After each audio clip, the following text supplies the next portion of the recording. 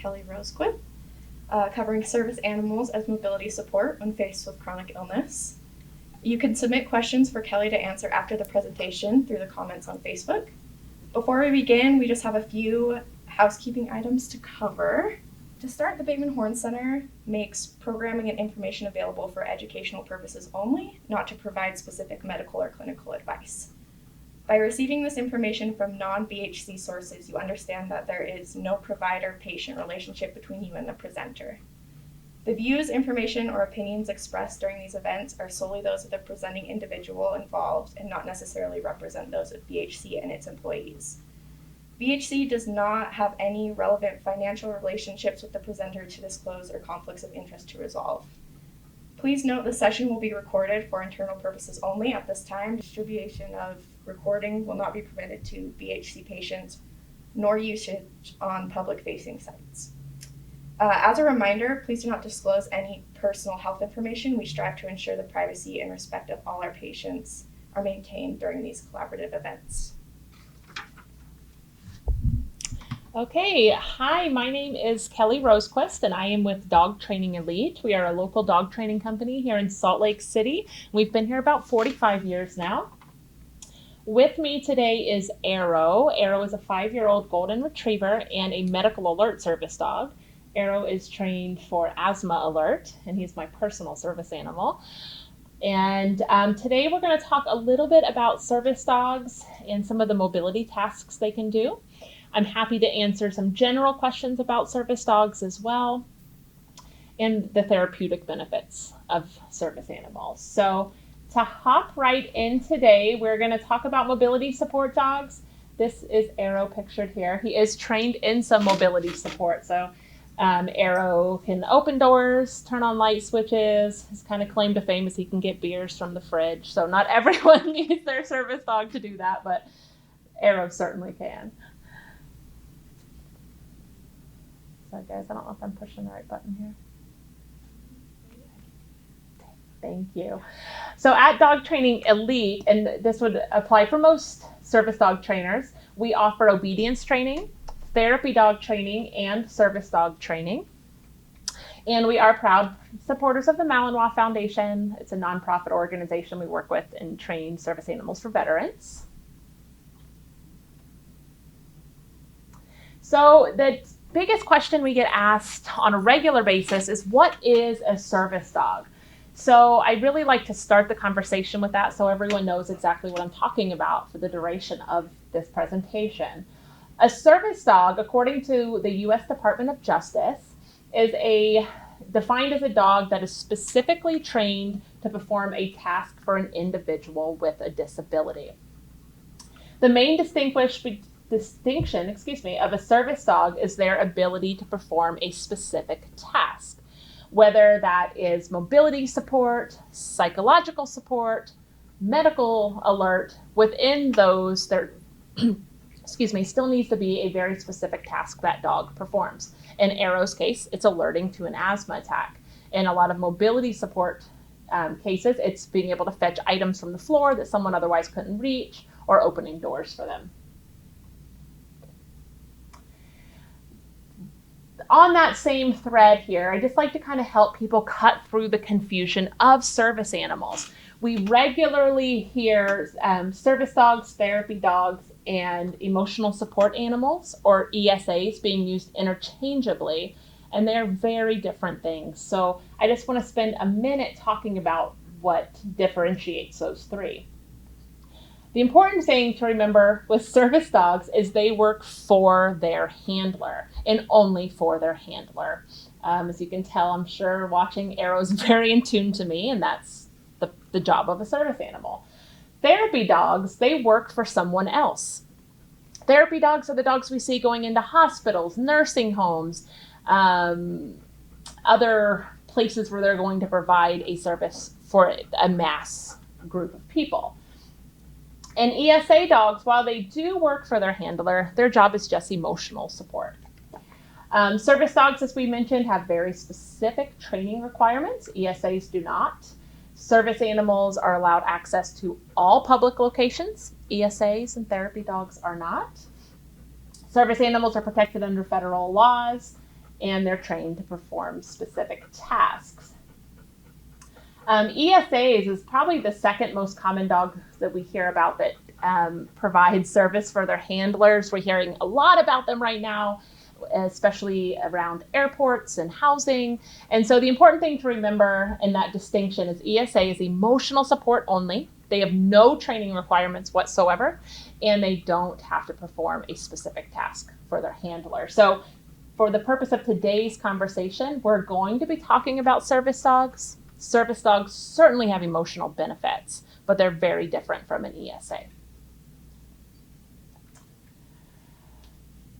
So we train lots of different types of service dogs. While we're focusing today mostly on mobility, I thought we could just highlight some of the top service dogs that we do train for. So psychiatric service dogs is going to fall under any mental illness or mental condition that requires a task-specific training. We train psychiatric service dogs for anxiety disorders, for depression, for bipolar disorder, schizophrenia, so any of those mental conditions that a dog could help. PTSD service dogs is a growing field. We train a number of service animals, particularly for our veterans. Mobility support is the dog physically helping someone be able to perform the tasks they need to throughout the day. Medical alert, those are our dogs that do asthma alert, seizure response, diabetic alert. It's kind of a growing thing right now to teach dogs to do gluten alert, so we're starting to see that more, and that would fall under medical alert there. Autism support, we train a number of dogs, particularly for children in autism support. Seeing eye dogs and hearing dogs, those are probably the two most prevalent that people know about. So what does it take to train a service dog? This is where it gets difficult for most people. So on average, a service dog takes 1 to 2 years to train fully. Some dogs, particularly medical alert, can take longer. It can take up to 3 full years of training, and that's every day of that dog's life. Service dogs take a very high level of obedience training, both in home and in the community, to be able to work and ignore outside distractions. Neutralization training is a very important part of it. Often with dog training, we hear all about socialization. It's really important to socialize your dog in all situations. While that certainly is important for a service dog, once we get to that level, we're looking for neutralization. And that's the dog's ability to be neutral in any environment. I'm sure you can tell with Arrow, he doesn't care what's going on outside of me, and that's what you need with a service dog. You need a dog that no matter what stimulus is going on around them, they can ignore it and be focused primarily on their handler.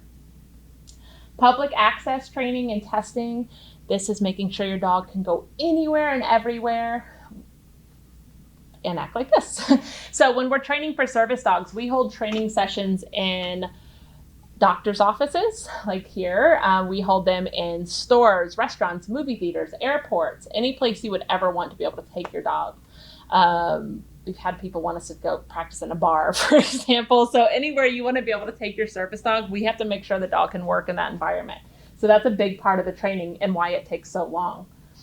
Task-specific training, again, that's that very individual task that dog performs for you. Again, in Arrow's case, it is asthma alert. So he's been trained to monitor my breathing rhythms and give me a nudge on my chest with his nose to say, hey, your breathing's changing. It's time to do something about that. So for some people, it might be deep pressure to provide a therapeutic calming effect for them. It could be picking up items. It could be alerting someone that their blood sugar's changing. So it really varies from person to person.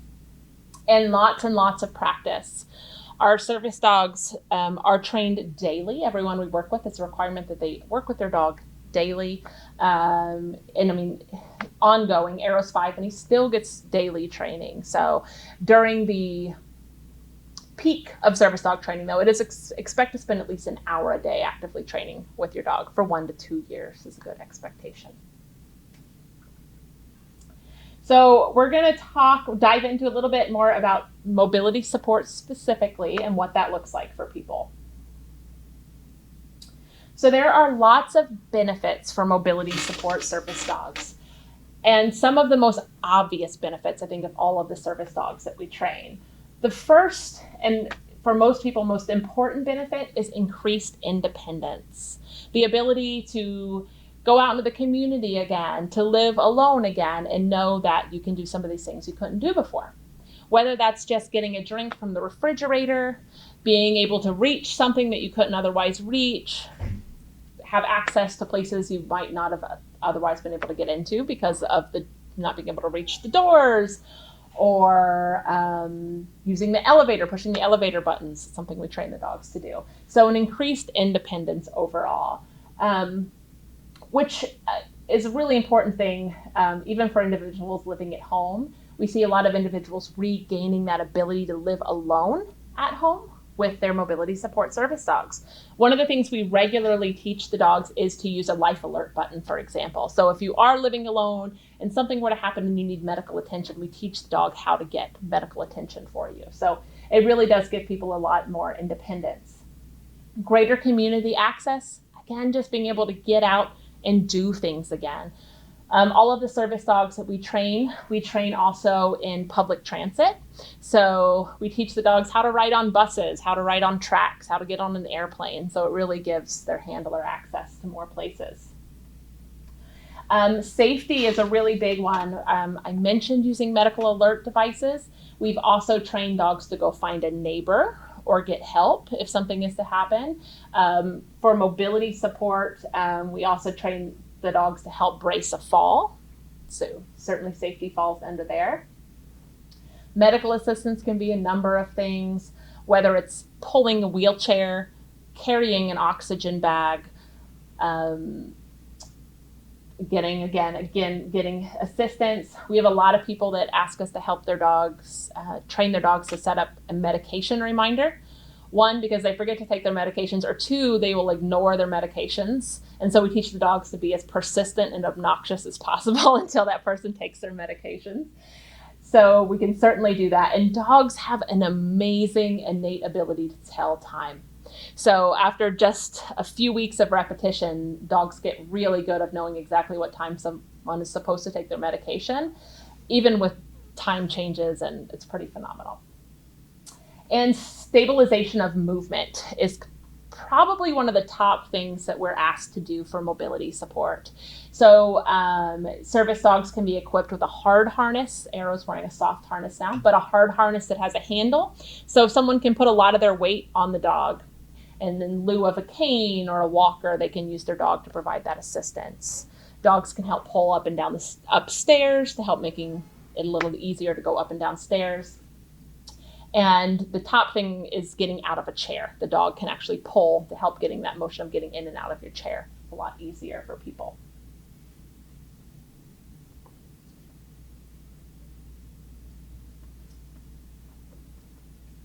Thank you. So the most common tasks, so those are the overall benefits, but as I've probably drilled into you guys enough, service dogs have to have a task. So the most common tasks that mobility support dogs do are picking up items off the floor.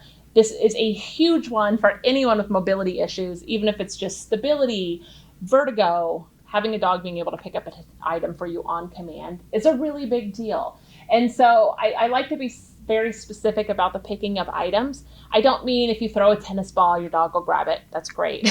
Most dogs love to hold stuff and carry it around. When we're talking about picking up items, we're talking about anything you need, no matter how uncomfortable it might be for the dog to pick up. So kind of our graduation for dogs being able to pick up any item off the floor is when they can pick up a credit card that has fallen onto the floor flat, right? It's a very difficult thing, but we need to make sure no matter what you need, the dog can get it. And no matter how uncomfortable or unwieldy, for some of our larger dogs, we have them fetch a bowling pin, for example, because it's heavy, makes them kind of off kilter there. But we need to make sure in an emergency situation, the dog can get whatever you need them to pick up. Stability support is, again, bracing, it's assistance pulling, getting in and out of vehicles, assistance standing, we talked about that one. Opening doors, we teach dogs all different kinds of ways to open doors. So we teach all of our service dogs to use the ADA compliant push. That's one of the first things we teach. But within someone's home, we can do adaptive equipment to open doors. Whether it's just having the doorknobs we hear, the flat doorknobs, and teaching the dog to push it down and pull it open, to adaptive equipment, like Arrow has a tennis ball on his refrigerator that he's allowed in to be able to open up the refrigerator and then close it up after him. So opening doors literally opens doors for a lot of people that went through their whole life of having to wait for someone to help them to be able to have access to even things in their own home. So the service dogs being able to do that's a big deal. Turning light switches on and off is something we teach our mobility support dogs. This is actually Arrow in the picture here. He's only about 8 months old in that picture. So just learning how to switch the light switches on and off. And we have to teach them how to do multiple kinds. So at our training facility, we have a whole wall of light switches. So we want to make sure no matter where that service dog is, if they come up against a new type of switch, that they don't panic and they know how to turn that on and off. Medical response sounding alarms. These are our life alert buttons, our panic buttons. We had one service dog that the neighbor next door was a caregiver. So we taught the dog to go get the caregiver, ring the doorbell and get the caregiver if their person needed help. In navigating crowded spaces. This is a really big deal for mobility support dogs. Whether you're in a wheelchair, just unstable, or just frankly don't like crowds, service dogs can be really helpful in helping navigate a way out of a crowd. And where most people ignore a person saying, "Excuse me, I need to get through," very few people ignore a dog trying to get through. So the service dogs really do create an open path for people to be able to exit those situations. So with mobility support dogs, the tasks are usually pretty obvious. What can a mobility support dog do? What isn't always obvious is all of the secondary benefits. And so that's what I want to talk about for a minute. And this is what we really see changing people's lives, are some of these secondary benefits. And our picture here is actually one of our clients. This was their first outing to Target, so the dog's nailing it. But some of these secondary tasks are companionship. A lot of the individuals that we train mobility support dogs for feel very isolated, whether it's a byproduct of their disability or they've isolated themselves or whatever the purpose, they feel isolated. So the service animal really helps give them a constant companionship. Improved sleep habits. There's no obvious reason for it, but there's documented cases behind it that people with service animals sleep better. And this is from mobility support to anxiety to autism support. They're just sleeping better through the night knowing that their service animal's there with them. Improved communication and socialization. This is one of my favorite byproducts of service animals, is a lot of the people, again, who've self-isolated, or maybe not even self-isolated, their disability has isolated them. We see an increased amount of socialization. One, because people love talking about their dogs. People love to talk about their service dogs, but people also want to talk to you about your service dogs. So this is why I use this image. Our client here, he told us, he would go to the store before and just struggle. He hated going to the store because he couldn't reach items. He, felt like everyone was always staring at him. He really just kind of felt uncomfortable, right? And now he loves going. He says his dog is a chick magnet, so it's just kind of funny. But now he loves going to the store because people, if they notice him struggling now that he's got a dog, they come up and they help, or they want to ask him about a service dog, meet his dog, and in turn talk to him more. So it's really opened up a world of communication for him by having his service animal with him. And in his case, obviously the disability is obviously a little more obvious. Sorry, it was a bad word choice there. But for some of our individuals we train mobility support dogs for, people who might just have severe vertigo or balance issues, it's not always so obvious that they have a disability. And so sometimes it makes it even harder for those people because they need the assistance, but no one realizes they need the assistance. And so sometimes just having the service dog with you kind of opens that up, that people are like, more sympathetic, more willing to help and engage. Service dogs, another additional task is they establish routine. We've seen this be a monumental secondary benefit. Again, this goes into creating that routine for the handler. I have to wake up every morning now at 7 a.m. Whether I want to get up at 7 a.m. or not, my dog needs to go outside. I need to feed my dog at 9. I need to walk my dog at 11. So it helps create this routine for people. It helps build confidence and caring for an animal. I put those together because this is one of the things we hear most often from families about the impact they see on service animals. A lot of our clients are so used to having people caring for them all the time. Everything's, so-and-so coming over to take care of them. Their routine is dictated on someone caring for them. Doctors, nurses, treatment teams, family. And a service dog really gives our clients the ability to care for someone else. And so they get to be the caregiver. They get to be the one that's responsible now for another living thing. And so we've really seen a confidence level go up in that. And obviously the unconditional love of a service dog is the very best part of a service dog. They're an absolute friend for life. All dogs are, but the bond that you create with the service dog through the process is unlike any other. So some things to consider when looking for a mobility support dog, and wherever you're at in the country or in the world, these will ring true no matter where you are. Keep in mind that typical training time is about 2 years for a service dog. Depending on the training company and the organization, wait lists can be long, especially for our nonprofit organizations.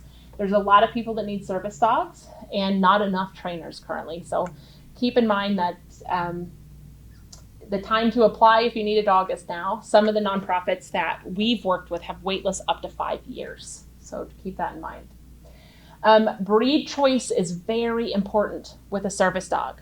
I am a staunch advocate of rescues. I love all breeds, shapes, and sizes of dogs. But with service dogs, breed choice is important. Temperament is important. So keep that in mind when choosing a service dog. I always encourage people, if you have a dog that's a good fit, you think it's a good fit, great, reach out to somebody, have them come evaluate your dog. If you are looking to get a dog and don't have one yet, reach out to a professional for some help. There are certain breeds that are just better equipped for the job because they were bred to be. Golden Retrievers is probably the top breed.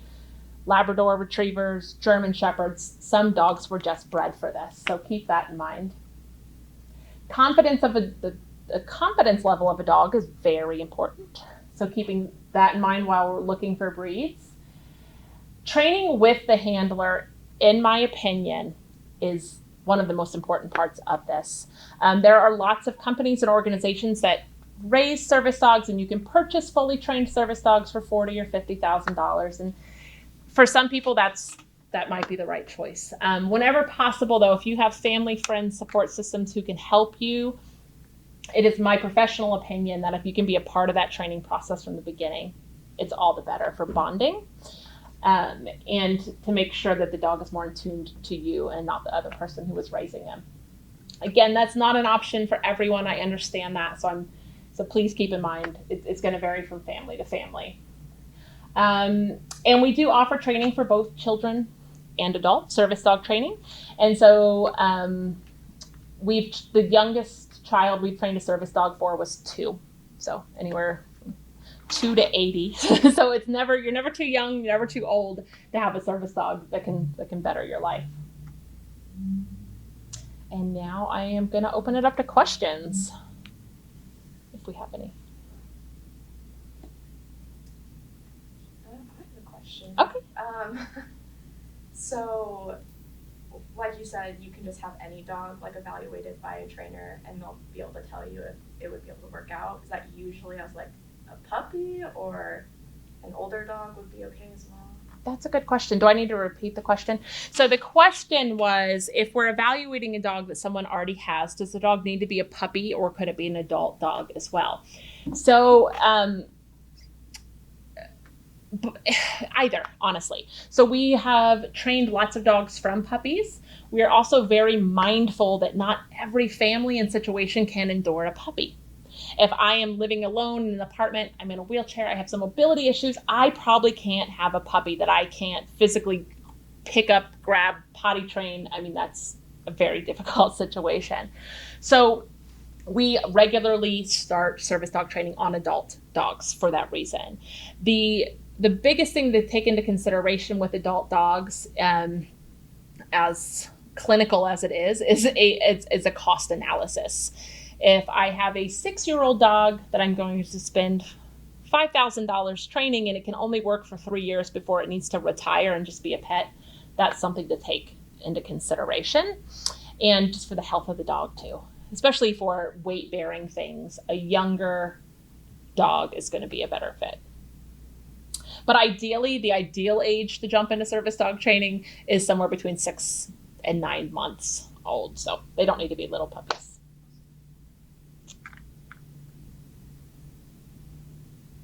Yeah. So a lot of people with ME/CFS and also fibromyalgia have severe fatigue, debilitating fatigue. And so how would somebody go about assessing if the amount of care that the service dog will need, doing that cost-benefit analysis, for how much energy they have to give to take care of the dog, and if that's going, if the benefit will outweigh, how do you recommend that happens, and what should somebody expect to spend on the daily care of the dog? So the question, to kind of sum it up, was if someone does have chronic fatigue, how do they weigh whether the dog will benefit them enough, and how much time are they going to have to spend supporting that dog daily? That is a tough question. So on average, most dogs are going to need 1 to 2 hours a day of engagement on average. Some more, some less. And so we would certainly take that into consideration when choosing a breed. So for example, if someone is like, hey, I have no energy level, I probably would not place a Labrador Retriever or maybe even a Golden Retriever in their home. Higher energy level. They might be a good fit for a Great Dane, a lazier dog, a dog that just chills. The harder question, though, part of that question was, how does someone know if the benefits would outweigh kind of the hardships, both financially and physically? And the reason is we oftentimes will see people come to us and say, hey, I just don't have the energy level for a service dog. I'm worried I won't even be able to walk my service dog because I can't get out of my house. And so as long as they have a family support system that can assist with the dog in case that happens, we encourage people, plow through, give it a shot. Because more often than not, once they have the service dog, their energy level changes. Once they're getting out of bed to care for their dog instead of just themselves, people find different motivations for these things. It's amazing, because we've seen people with very significant medical conditions that kept them bedridden, and then their dog came and it was a whole different story. And so I encourage people, if you're able, to reach out, find out more. If you have a support system, someone who can come walk your dog for you, help you get through that transition period, do it. Because sometimes the benefits are surprising to people. So we have a question through Facebook. Barb, she has an emotional support dog, but he's smaller. She was wondering if you can train smaller dogs to pick up items for you as well. Sure. So Barb is asking if smaller dogs can be trained to fetch items on command as well. And the answer is absolutely yes.